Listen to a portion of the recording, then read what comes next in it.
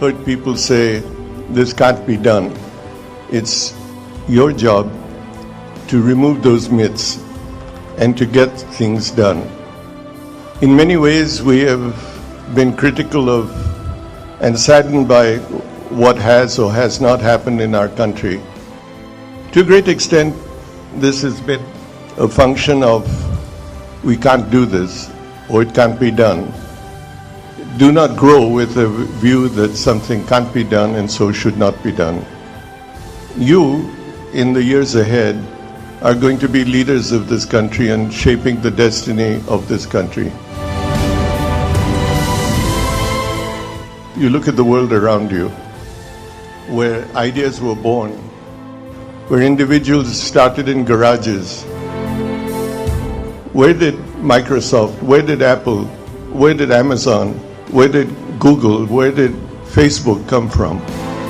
They came from ideas that people felt something could be done. The technologies that don't require billions of dollars to establish, that don't require hundreds of acres to build, enterprises that are built on innovation that's in your mind, non-traditional, untried, and sometimes risky, but that make a big, big difference in the world of tomorrow. If you speak or sit next to a Nobel laureate, he never tells you that he won a Nobel Prize. Other people tell you. So let humility be your best defense. They came from ideas that people felt something could be done and that they could make a difference. If you think you cannot make a difference, I'd say you very well can make a difference if you so desire.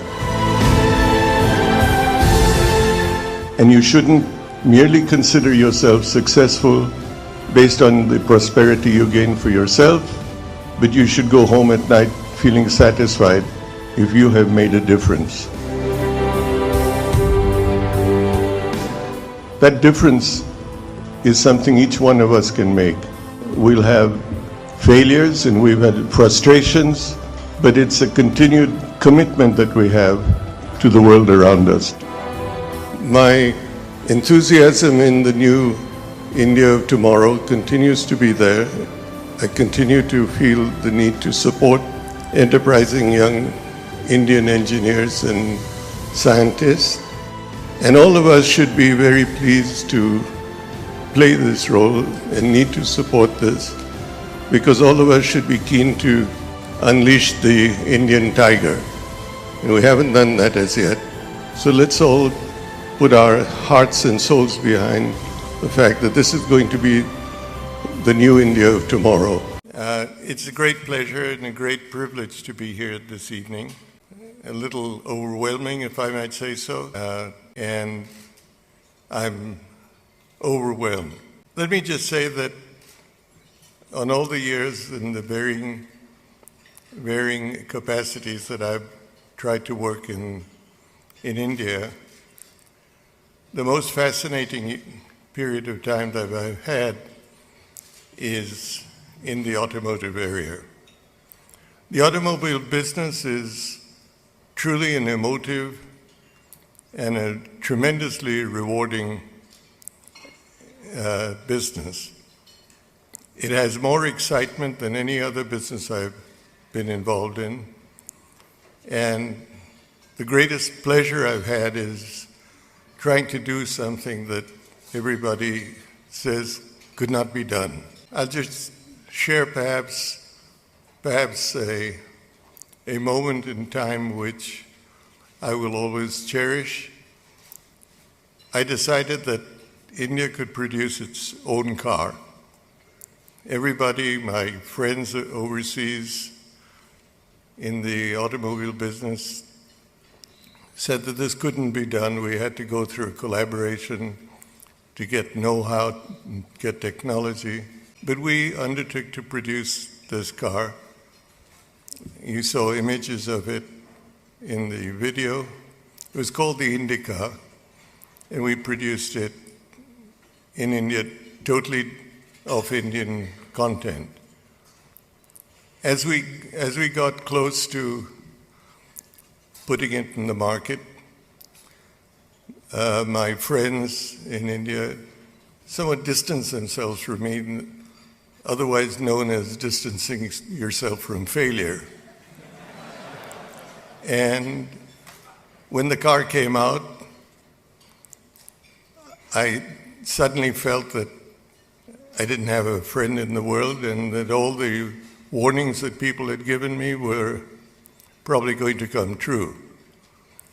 But the car did come out. It did earn a 20% market share, and we showed that we could do something. Throughout the time I've been involved in business, there hasn't been anything that has equaled the excitement, the reward, and the exhilaration that the car industry has provided and can provide. It gives, as has been said earlier, an opportunity to test new technologies, new building methods, but above all, it has helped in the transformation of the Indian economy to a mobile economy. And a great deal of what has happened in India has happened right here in Detroit.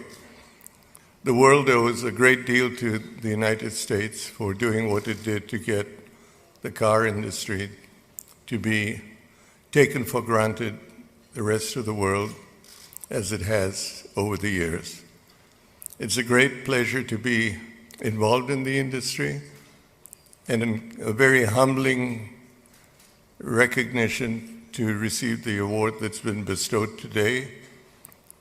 I owe this to my colleagues in the company who have transformed this business, and I would like to thank the automotive news who put together this award, and to say how much I cherish being included in the Hall of Fame. Thank you so much.